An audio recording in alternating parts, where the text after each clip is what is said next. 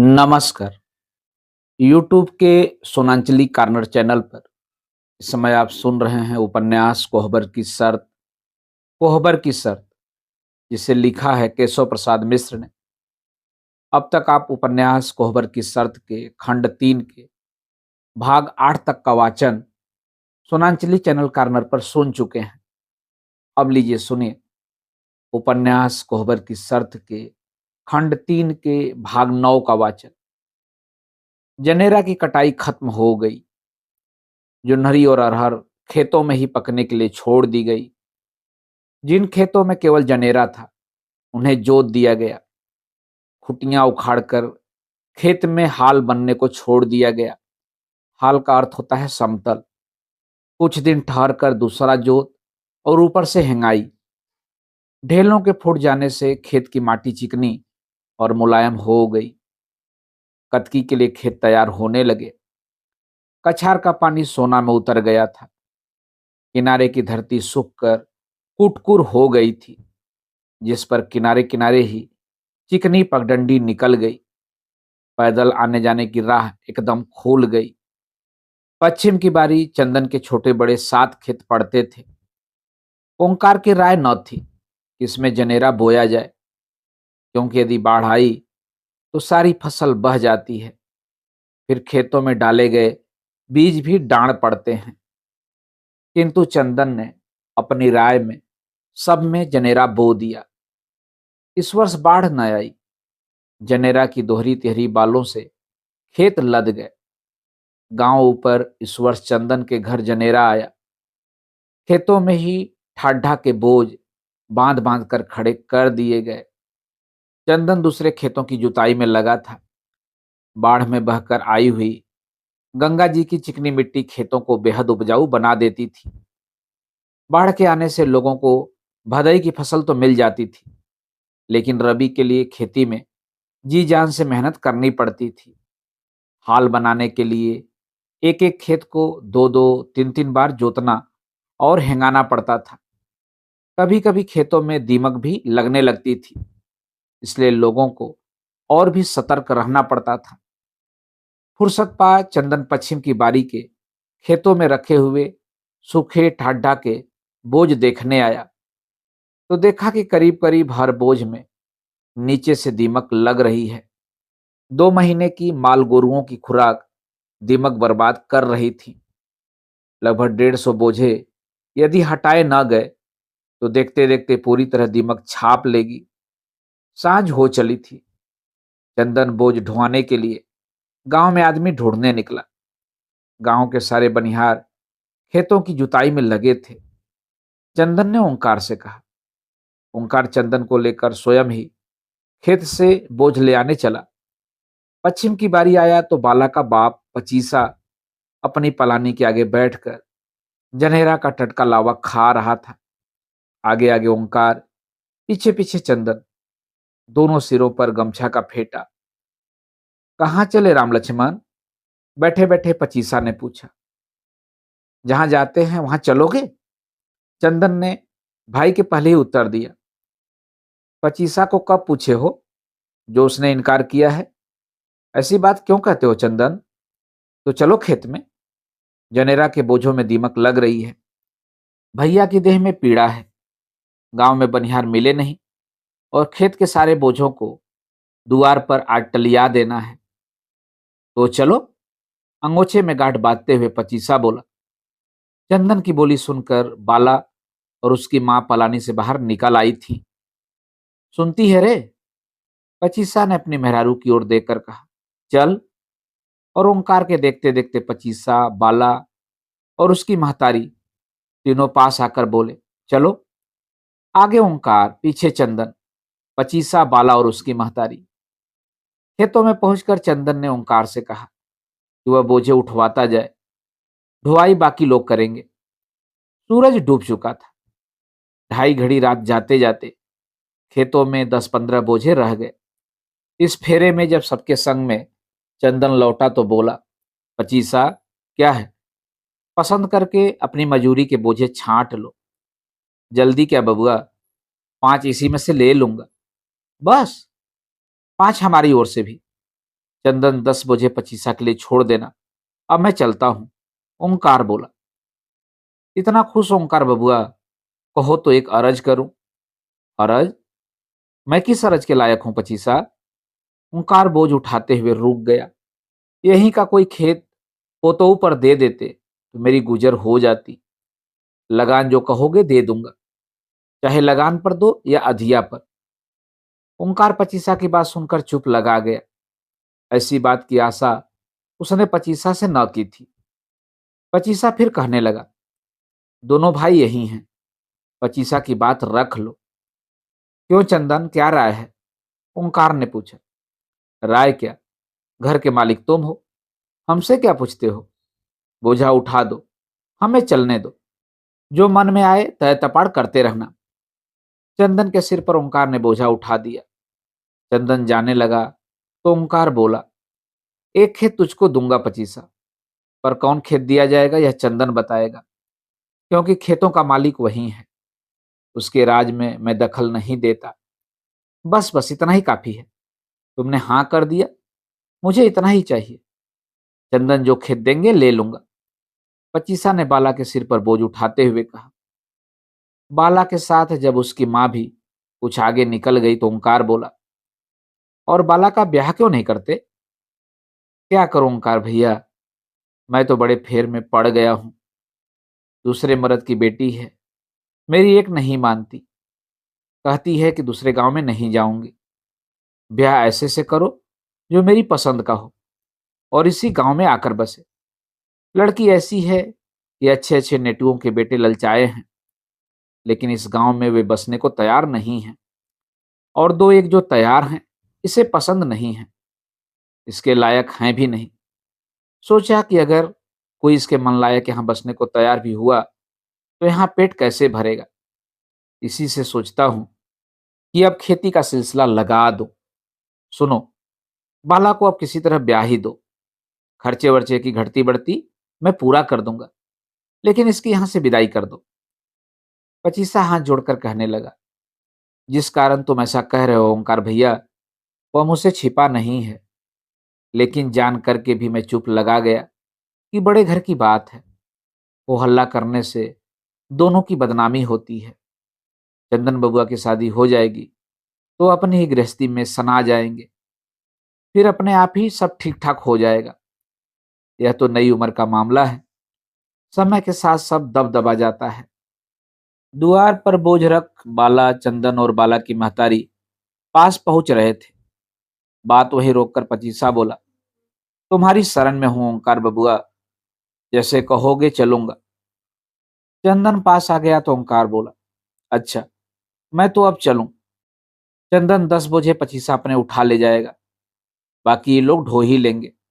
बस 8-10 तो और हैं, चलो, बहुत बड़ा काम निपट गया।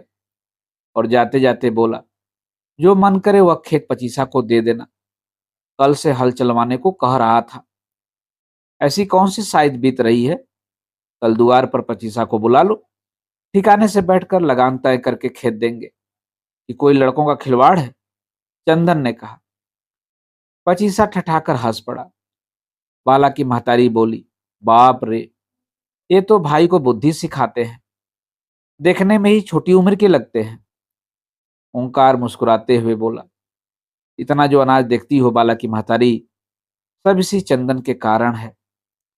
मैं तो कुछ जानता ही नहीं, घर की इज्जत आबरू सब इसी के कारण मिली है। मुझसे 5 जौ आगे है। घर का असली मलिकार तो यही है, इसकी इच्छा के आगे मैं नहीं बोलता। होगा वही जो ये चाहेगा। तो पचीसा, कल सवेरे द्वार पर आ जाना। ओंकार घर चला गया। बाला, बाला की महतारी और पचीसा के सिर पर चंदन बोझे उठवाने लगा। चंदन ने बोझे गिने तो अभी 12 बचे थे। 4 फेरे की ढोवाई। इतनी देर में बाला से चंदन एक बार भी नहीं बोला। बाला भीतर ही भीतर कसमसा कर रह जाती थी। महतारी बाप बोझे ढोते समय कभी आगे कभी पीछे हो जाते तो बाला चंदन के पास सरक जाती, बगल में चलने लगती, लेकिन चंदन कुछ न बोलता। बाला मौका ढूंढ रही थी। चंदन ने बाला की महतारी के सिर पर बोझा उठाया फिर पचीसा के। दोनों बोझे लेकर बढ़े तो वह बाला के सिर पर उठवाने चला। बाला पहले से ही अपने सिर पर ले जाने के लिए बोझा झुककर आगे पीछे डगरा रही थी। चंदन ने बाला की मदद से बोझ सिर पर उठवाया। दोनों के हाथ छोड़ने के पहले ही बाला ने बोझे की गुरही धीरे से खींच दी। बोझ खुल गया। जनेरा का बोझ आधा चंदन आधा बाला की देह पर गिरकर खेत में फैल गया। यही बोझ बांधे हो कि बाला का हाथ लगते ही बाहर आ गया। मुस्कुराती हुई बाला चंदन से बोली, तेरा बोझ मेरे मान का नहीं। अब ऐसा कहने से काम नहीं चलेगा, समझे? अब कतराओगे तो प्राण दे दूंगी। बड़ी भारी बेवकूफ लड़की है। चंदन बिखरे बोझ को बटोरते हुए बोला, तनिक भी बदनामी से नहीं डरती। लोग देखेंगे सुनेंगे तो क्या कहेंगे? जिसको देखना सुनना था देख सुन लिया। अब बदनामी फदनामी से बाला नहीं डरती। ब्याह करके जब मेहरारू घर में ले आओगे और अपने हाथों उनकी बाह पर गोदना गोद लूंगी तो मन को संतोष हो जाएगा। फिर तुमसे नहीं बोलूंगी। चंदन, लेकिन तब तक दुख मत दो, मुझसे सहा नहीं जाता। खिली हुई चांदनी में बाला और भी खिल रही थी। बगल के खेत से हरी घास की महक आ रही थी। जोनहरी के कच्चे दानों के बड़े बड़े गुच्छे भार से लटक गए थे। झिंगरों की लगातार आवाजों के अलावा एकदम सुनसान था, पूरी शांति। गोरे मुंह पर पड़ती हुई चांदनी में बाला की सुगठित देह और बड़ी बड़ी आंखें। चंदन देखता ही रह गया। चंदन ने बोझ उठवाया। बाएं हाथ से सिर पर बोझ साध, दाहिने हाथ से आगे को फुप्ती पकड़ बाला दुल की चाल से चंदन के द्वार की ओर चली। चंदन ताकता ही रह गया। आंखों की ओट हो गई तो उसने एक बंधे हुए बोझ पर बैठकर सोनेपन को भेदने वाली झिंगुरों की आवाज पर कान लगाकर न जाने कहां पहुंच गया। पचीसा अपनी औरत के साथ पलटा तो चंदन ने कहा, अब कहो तो द्वार पर चलो पचीसा। एक फेरे की बात और है, आपस में उठवा के पहुंचा देना। हाँ हाँ जाओ, अब तो बोझे लगभग चुक गए। चंदन द्वार पर पहुंचा तो ओंकार घर से खाना खाकर बहुत पहले ही लौट आया था। सामने के पकवा इनार पर साझ को नहाने वालों की भीड़ छट गई थी। बैल खा पी कर चरण से हटकर परती में बैठ पगुरी कर रहे थे। लगभग 2:30 रात बीत चुकी थी। ओंकार चबूतरे पर नीम के पेड़ के नीचे चौकी पर बैठा हुआ था। नहाना मत चंदन, गर्म सर्द हो जाएगा, ओंकार ने कहा। सारी देह चुनचुना रही है, बिना नहाए नींद कैसे आएगी? तब थोड़ा सुस्ता लो। तुम्हारी राह देखते देखते बिना खाए ही रामू सो गया है। लगभग आधे घंटे बाद नहा धोकर चंदन घर पहुंचा तो देखा चूल्हे से थोड़ा सा हटकर दीवार से पीठ टेके प्रतीक्षा में गुंजा बैठी है। बड़ी देर कर दी। हाँ, आज बोझे ढोआ ही देने थे, सोचा निपटा के चलो। सुना कि बाला का परिवार जुटा था, देवरानी से क्या बातचीत हुई? गुंजा हंसने लगी। चंदन गुंजा का मुंह ताकने लगा। बिना कुछ बोले क्षण भर वैसे ही खड़ा रहा तो चूल्हे के पास बैठती हुई गुंजा ने बगल में चंदन को बैठने के लिए पीढ़ा सरका दिया। बैठो। और चूल्हे में लकड़ी डाल उसे फूंक मार सुलगाने लगी। आग जब लहक गई तो तवा रखती हुई बोली, क्या हुआ, आज इतने चुप क्यों हो? चंदन की जिंदगी में चुप्पी के अलावा और कुछ नहीं है गुंजा। भूख लगी है, रोटी दो। गुंजा रोटी सेकने लगी। चंदन चुपचाप खाने लगा। यह था उपन्यास कोहबर की शर्त के खंड 3 के भाग 9 का वाचन। अब सुनिए खंड 3 के भाग 10 का वाचन। घर के खाने भर को रख लेने के बाद चंदन ने 500 रुपए का जनेरा बेचा। रामगढ़ के 3 बनिए आकर तौला ले गए। जिस दिन अनाज बिका उसी दिन ओंकार किसी मुकदमे की तारीख में बलियां गया था। 500 रुपए जब चंदन ने गुंजा के हाथ में रखे तो बोली, यह क्या? जनेरा बिका है तो मैं क्या करूं? अपने पास रख लो। नहीं नहीं, भैया आवे तो उन्हीं को दे देना। वैसे तुम ही क्यों नहीं रखते? हमारे पास मेहरारू लड़के कहाँ हैं? जिनके लिए रुपए रखूं। रुपया पैसा माया है और साधु संत को माया से दूर रहना चाहिए। चंदन चुप लगा, मुस्कुराती चितवन से गुंजा को ताकने लगा। गुंजा के चेहरे में कृत्रिम तनाव आ गया। सौ चूहा खा के बिलार बनी भक्ति। वह रे साधु संत। हंसते हुए चंदन ने गुंजा का आंचल पकड़कर फैलाया और रुपयों की गड्डी उसमें डालकर बोला, यह चंदन की कमाई है। जब तक कोई बांटने वाली नहीं आती तब तक इस पर तुम्हारा हक है। और आंचल का एक छोर मोड़कर गुंजा का हाथ खींच उसे थमाते हुए बोला, ये मत कहना कि चंदन ने तुमको कभी कुछ नहीं दिया। अच्छा, जो दिया सो लिया। अभी ही क्या, जब तक जीऊंगी चंदन तुमसे लेते ही रहूंगी। अब हमारी तरफ से इन रुपयों को ले लो और ददरी के मेले से एक भैंस खरीद लाओ, बढ़िया जमुना परी। गाय तो घर में है ही, दूध पूरा नहीं पड़ता क्या? नहीं, दूध भी पूरा नहीं पड़ता। गाय का दूध रामू के लिए रहेगा, बाकी लोग भैंस का पिएंगे। घी तो खरीदना पड़ता है। भैंस आ जाएगी तो घर में घी, दूध, दही सब कुछ का सुख हो जाएगा। लेकिन भैया, भैया ही तो कह रहे थे।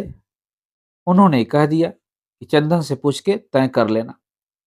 बलिया से लौटते हैं तो संग में चले जाओ और मनपसंद दुधारू जमुना परी ले आओ। चंदन कुछ देर तक सोचता रहा। इसमें सोचने की कुछ बात नहीं है। कभी कभी हमारी बात भी मान लिया करो। कभी कभी ही, चंदन ने मुस्कुराते हुए कहा। ऐसे ही कभी कभी का ढंग तुमको पहले क्यों नहीं आया? कतकी की बुआई में चंदन तन मन की सुधि भूल गया। बाहर चंदन, भीतर गुंजा और बीच में ओंकार दोनों को संभालने वाला। गेहूं, जौ, चना, मटर, उड़द इत्यादि के बीज बनाने के लिए सूप चलाने के कारण रोज सांझ को गुंजा की बाहें फटने लगती। सुबह शाम रसोई, तनहा देह, गुंजा तड़पड़ा कर रह गई। चंदन ने पचीसा को उसका मनचाहा खेत क्या दे दिया। पचीसा पालतू कुत्ता बन गया। ओंकार ने कुछ रुपए दे उसे बैल खरीदवा दिए। चंदन के पास 20 बीघे खेत थे। पहले वह 10 बीघे बोता था। 5-7 बीघे लगान पर बंदोबस्त करके बाकी खेत प्रत्येक वर्ष हाल बनने के लिए परती छोड़ दिया जाता था। इस साल पचीसा का सहारा मिला तो लगान पर बंदोबस्त होने वाले खेत भी ओंकार की राय से चंदन ने बुआ दिए। पचीसा एक पैर पर खड़ा रहने लगा तो चंदन ने 2 बीघे खेत और उसे अधिया पर दे दिए। बुआई समाप्त हुई तो लगा बेटी की बारात विदा हो गई। घर के लोग, चंदन, ओंकार, गुंजा जोड़ जोड़ से टूट गए, अंग अंग से छितरा गए, थक कर चकनाचूर। बैलों की गर्दनों पर रोज सांझ को हरवाही से लौटने के बाद पीसी हुई हल्दी और कड़ुआ तेल छाप दिया जाता, तो भी सूजन दबने में 15 दिन लग गए। बुआई के बाद भी चंदन, ओंकार बैलों की गर्दनें गर्म पानी से धोकर उन पर पिसी हुई हल्दी और कड़ुआ तेल छापते रहे। भृगु क्षेत्र में दरदर मुनि के नाम पर कार्तिक की पूर्णिमा से आरंभ होकर 15 दिन तक लगने वाले मेले की प्रतीक्षा जवार कर रहा था। बुआई प्राय समाप्त हो गई थी। स्वाति नक्षत्र की प्रतीक्षा में कुछ लोगों ने अपने खेत छोड़ दिए थे। अगर यह नक्षत्र बरस गया तो बुआई हो जाएगी, क्योंकि इसके बरसने के बाद बुआई करने पर खेतों में अनाज कुछ अधिक उपजता था। चंदन के घर तैयारी हो रही थी मेले से भैंस खरीदने की। पूर्णिमा के दिन ओंकार ने पचीसा को साथ चलने को पहले से ही कह रखा था। पचीसा पुराना नेटुआ था, भैंसों की अच्छी पहचान करता था। चतुर्दशी की सांझ को ही ओंकार, पचीसा और चंदन रेलगाड़ी से बलिया चले गए। 15 दिन तक टिकने वाले मेले की भीड़ अपार थी। हर दिशा से लोग आ रहे थे। हाथी को छोड़कर सभी जानवर इस मेले में बिकते हैं। लकड़ी के सामान, चौखट, दरवाजे, कपड़े, जूते, लोहे के बाक्स इत्यादि की बड़ी बड़ी दुकानें आती हैं। गंगा के तट पर लगने वाले इस मेले में 15-15 कोसों से औरत मर्द उमड़ पड़ते हैं। कार्तिक की पूर्णिमा को गंगा में स्नान, दिन भर मेले की घुमाई और खरीदारी, फिर रात को या दूसरे दिन घर को वापसी। पहले 4-5 दिन जानवरों की खरीद बिक्री में बड़ी भीड़ रहती है।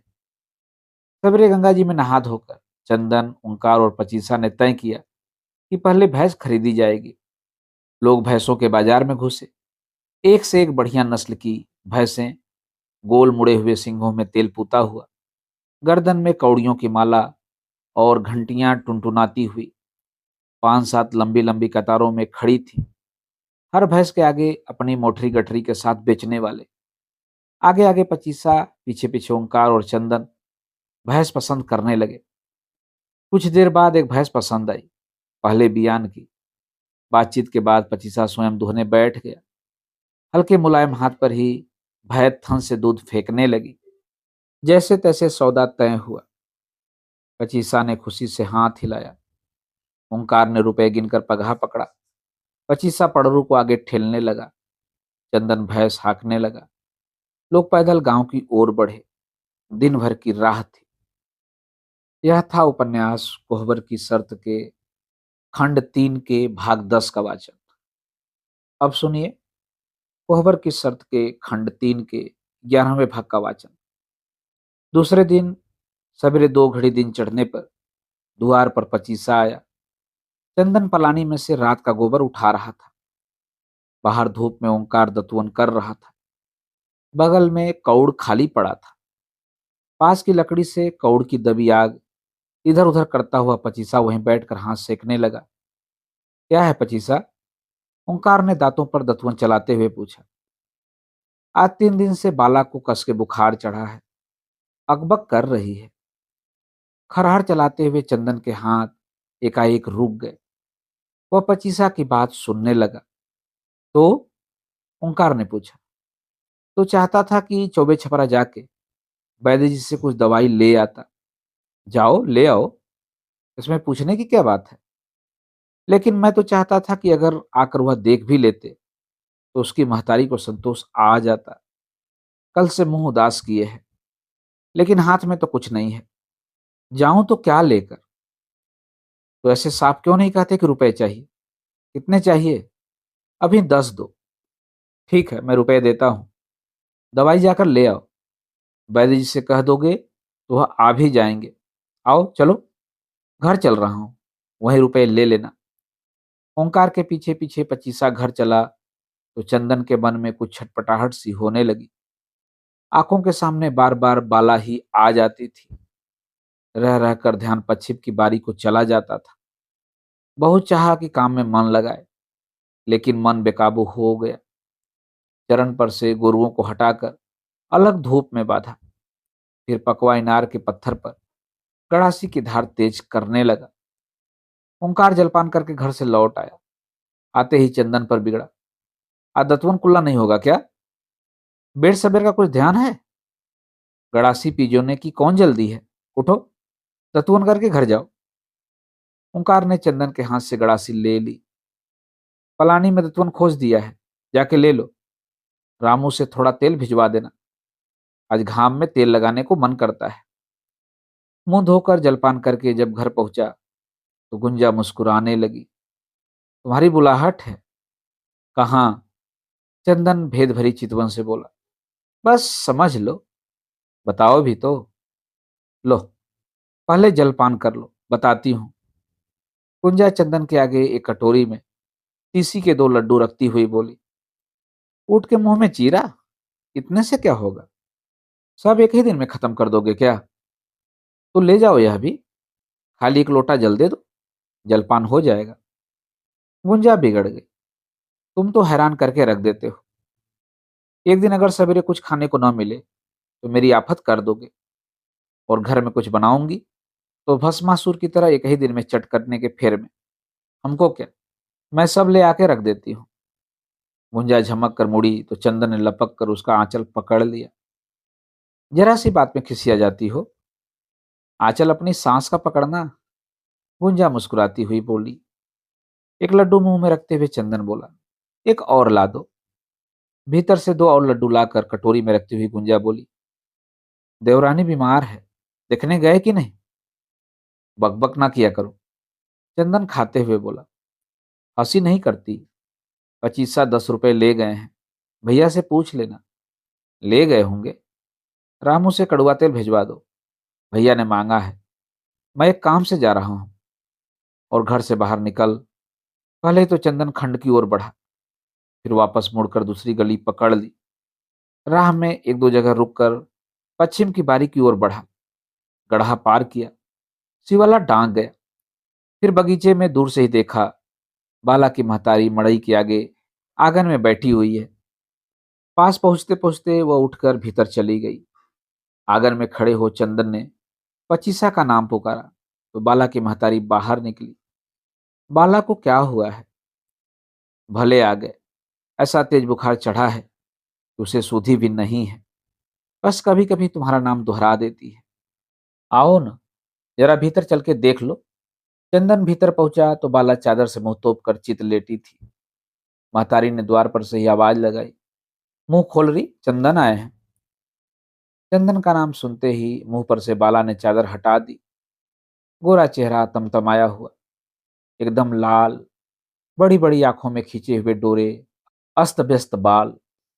बाला कुछ नहीं बोली, चंदन का मुंह निहारती रही।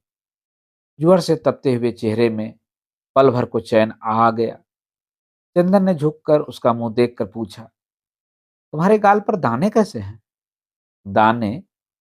दाने कैसे होंगे कुछ? बाला बोली। चंदन ने उसकी मां को बुलाया। मुंह पर दाने का नाम सुन जैसे उसे झटका लगा। वह गौर से बाला का मुंह देखने लगी। गाल, ललाट, गर्दन पर छोटे छोटे दाने। चंदन, बाहर निकलो, इसे माता निकली है। इसका बाप मिले तो मना कर देना कि दवा के लिए न जाए। वह तो रुपए लेकर चले गए। चंदन बाहर निकल आया। मन में भय भर गया, लेकिन चुपचाप वह द्वार पर चला आया। दूसरे दिन पचीसा से ही जाना कि बाला को बड़ी माता निकली हैं। बहुत जोर का चढ़ाव है, रोम रोम में दाने निकल आए हैं। चंदन न जाने क्या क्या सोचता रहा। रह रह कर बाला की बड़ी बड़ी आंखें, गोरा मुंह, घुंघराले बाल और बंगले की पाकी सी धप-धप सफेद साड़ी याद आती तो कभी ज्वर में डूबा हुआ लाल तमतमाया चेहरा, गाल और ललाट पर माता के बड़े-बड़े दाने। अब न जाने क्या हाल होगा। चंदन अपने को किसी काम में जबरदस्ती लगा देता। बीमारी बाला के घर तक न रही, गांव में प्रवेश कर गई। धीरे धीरे लोगों के बीमार पड़ने की सूचना मिलने लगी। माता का प्रकोप बढ़ने लगा। गांव भय से कांप उठा। यह था उपन्यास कोहबर की शर्त के खंड 3 का भाग 11। अब सुनिए उपन्यास कोहबर की शर्त के खंड 3 के भाग 12 का वाचन। पूस का जाड़ा शुरू हुआ था, किंतु जाड़े की गुलाबी धूप में एक अजीब सी उदासी छाई रहती। जामुन वाली परती में लोग जुटते, किंतु डरे हुए। पता नहीं कब किसके घर में माता प्रवेश कर जाए। अब तक लगभग 10 घर पकड़ में आ गए थे। सरेह की फसलें तेजी के साथ बढ़ रही थीं, किंतु दिन में सरेह घूमने की जगह लोग माता की पूजा करने में लगे। 10-12 दिन तक लोग आशंका में डूबे रहे। अचानक भोर में खबर फैली कि खिलावन कुर्मी का 10 साल का बेटा मर गया। लोग थरथरा गए। उत्तर टोल में जो आग फैली तो बस चारों ओर दहकने लगी। रोज लोग इसी शंका में कान लगाए रहते, किस टोल में किसके मरने की खबर मिलती है। हर दूसरे तीसरे दिन कोई न कोई मर जाता। 20-25 दिन के भीतर गांव के छोटे बड़े 15 आदमी मर गए। लोगों के रुदन और चित्कार से बाजार में भी हाहाकार मच गया। गली गली में सुनापन, घर घर के ऊपर मौत की छाया मंडराने लगी। सारा का सारा गांव भयानक दुख और अवसाद में डूब गया। सबके चेहरे भय और शोक से डरकर उतर गए। चंदन घर पहुंचा तो देखा ओंकार रजाई ओढ़कर लेटा हुआ है और सिरहाने पीढ़े पर बैठकर गुंजा उसके सिर में तेल लगा रही है। ओंकार ने सवेरे देह कपार में दर्द की बात की थी। चंदन का मन कपकपा आ गया। दर्द कैसा है? दर्द तो कहते हैं वैसा ही है, पर माथे की नसें तनी हुई हैं। तुम भी जरा छू के देखो ना, मुझको इनकी देह गर्म लगती है। क्या? चंदन ने कुछ डरकर भाई के ललाट पर हाथ रखा। इनकी देह तो गर्म है। चंदन और गुंजा दोनों ने एक दूसरे को देखा। ओंकार करवट घूमकर बोला, दोनों पैर फट रहे हैं चंदन, रजाई के ऊपर से जरा कड़े हाथों से दबा दे। नहीं नहीं, देह गर्म लगती है। ऐसी हालत में उसे दबाना नहीं चाहिए। सिर में तेल भी न लगवाओ। फिर गुंजा की ओर ताक कर बोला, रहने दो, अब तेल न लगाओ, इनको सो जाने दो, सरे में ठंडक लग गई है। लाओ, हाथ धो के दूध की बाल्टियां दे दो।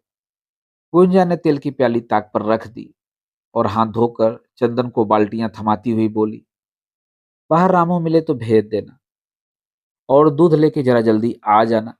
क्यों? कुछ नहीं, ऐसे ही, तुम आ जाना। चंदन बाल्टियां लेकर बाहर तो निकला, लेकिन मन में कोई शंका भर गई। भाई की गर्म देह के कारण मन में एक अजीब सा अनचाहा जैसे डर भरता जा रहा था। उसे बाला का तमतमाया हुआ ज्वर से तप्त चेहरा याद आया और वह जल्दी जल्दी द्वार की ओर डग बढ़ाने लगा। 3 दिन तक ओंकार ज्वर से तप्त पड़ा रहा। आग में तपाए हुए लोहे की तरह देह तपती रही। चंदन और गुंजा दोनों के मन में भीतर ही भीतर एक दहशत भर गई थी, किंतु कोई भी एक दूसरे से कुछ कहता न था।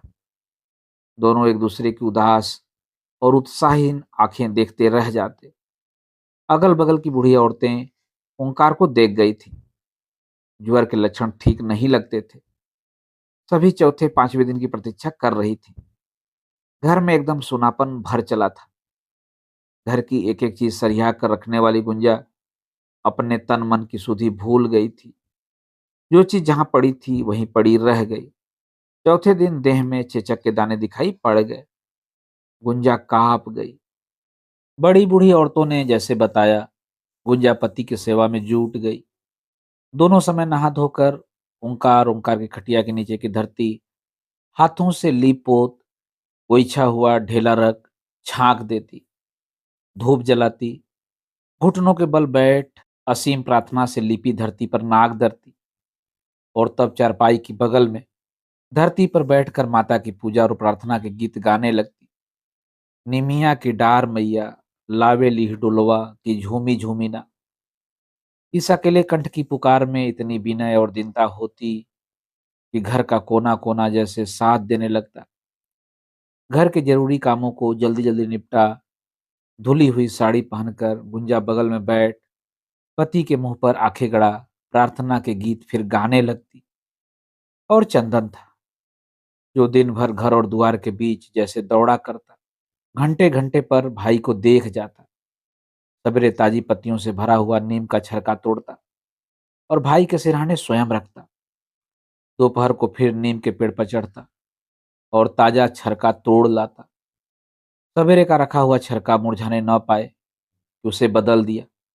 जब देखो तो खाट के पास खिली हुई नीम की पत्तियों वाला टटका छरका रखा हुआ है। किंतु देह पर की गोटियां बढ़ती ही गईं। दूसरे हफ्ते में सारी देह चेचक के बड़े बड़े दानों से भर गईं। हाथ मुंह पैर में सुई के नोक के बराबर खाली जगह न बची। दानों की भीषण गर्मी से ओंकार छटपटाने लगा। दाने पकने शुरू हो गए तो उसकी टपकन से बेचैनी और छटपटाहट होने लगी। कोई चारा नहीं, कोई वश नहीं। चारपाई की एक ओर गुंजा और दूसरी ओर चंदन बैठ जाता। गुंजा दिन रात बस माता के ही पूजा के गीत गाती रहती। चंदन भाई को पंखा झलता रहता। उदास कभी कभी रो पड़ने वाली गुंजा को समझाता रहता, बोलता रहता। अगल बगल की बूढ़ी औरतों ने भी आना जाना कम कर दिया था, जिससे गुंजा अपने को और भी असहाय समझने लगी थी। ओंकार की हालत गिरने लगी। वह रह रहकर बकने लगा। सुनी रात में रह रहकर चिल्ला पड़ता। कभी कभी उठकर बैठ जाता, रोने लगता। घर में अकेली असहाय गुंजा डर से कांप जाती। चंदन माल गोरुओं को अगोरने के लिए रात में दुआर पर रहता, लेकिन गुंजा ने अब उसे घर पर ही रहने को कहा। जानवरों की देखरेख के लिए चंदन ने रात में पचीसा को द्वार पर रख दिया। रात में चंदन भी घर पर ही रहने लगा तो गुंजा की जान में जान आई। किंतु गुंजा की प्रार्थना और पूजा गीत का कोई फल न मिला। बीमार पड़ने के ठीक 14वीं रात को ओंकार बुरी तरह छटपटाने लगा। कराह में इतनी पीड़ा थी कि घर आंगन का कोना कोना भयानक हो गया। आधी रात से भोर तक ओंकार छटपटाता और कराहता रहा। भोर होते होते सारी कराहट और छटपटाहट बंद हो गई। गले से लंबी लंबी हिचकियां आने लगीं। 1 2 4 गिनकर कुल 25 हिचकियों के बाद सब कुछ समाप्त। देह एकदम अकड़ गई। गुंजा का आर्तनाद गूंज उठा। चंदन की चित्कार ने पास पड़ोस के लोगों को जगा दिया। मौत के उस भयानक सन्नाटे को गुंजा का विलाप भेदने लगा। देखते देखते आंगन लोगों से भर गया। कोई गुंजा को पकड़ता, कोई चंदन को संभालता। अभी आप सुन रहे थे उपन्यास कोहबर की शर्त के खंड 3 के भाग 12 का वाचन। यहीं पर उपन्यास कोहबर की शर्त का खंड 3 समाप्त होता है। आगे के भागों का वाचन आप यूट्यूब चैनल के सुनांजलि कार्नर पर सुन सकते हैं। तो जुड़े रहिए। धन्यवाद। नमस्कार।